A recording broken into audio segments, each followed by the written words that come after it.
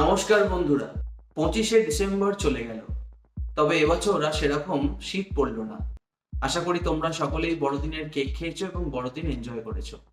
তাহলে চলো এবারে একটা নতুন কেরিয়ারের সন্ধান করা যাক। Career in sports management. Sports management নিয়ে তোমরা গ্র্যাজুয়েশন বা মাস্টার্স এই দুই ধরনের ডিগ্রি করতে পারো। ভালো কলেজ থেকে পাশ করতে পারলে ভালো চাকরি আশা করা যায়। স্পোর্টস ম্যানেজমেন্টে মাল্টিপল কেরিয়ার অপশন আছে।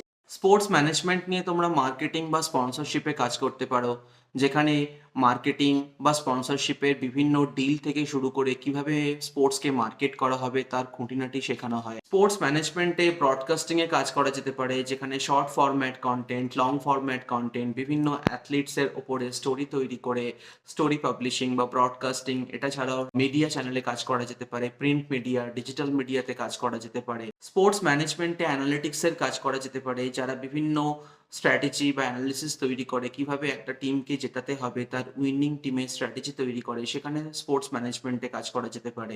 এটা ছাড়াও আজকাল দেখবে স্পোর্টস ম্যানেজমেন্টে বিভিন্ন ইভেন্ট হয়, ন্যাশনাল ইভেন্ট, ইন্টারন্যাশনাল ইভেন্ট। সেখানে ক্রিকেট হলো, ফুটবল হলো, ব্যাডমিন্টন হলো, চেস হলো, বিভিন্ন ধরনের ইভেন্ট অর্গানাইজ করা হয়।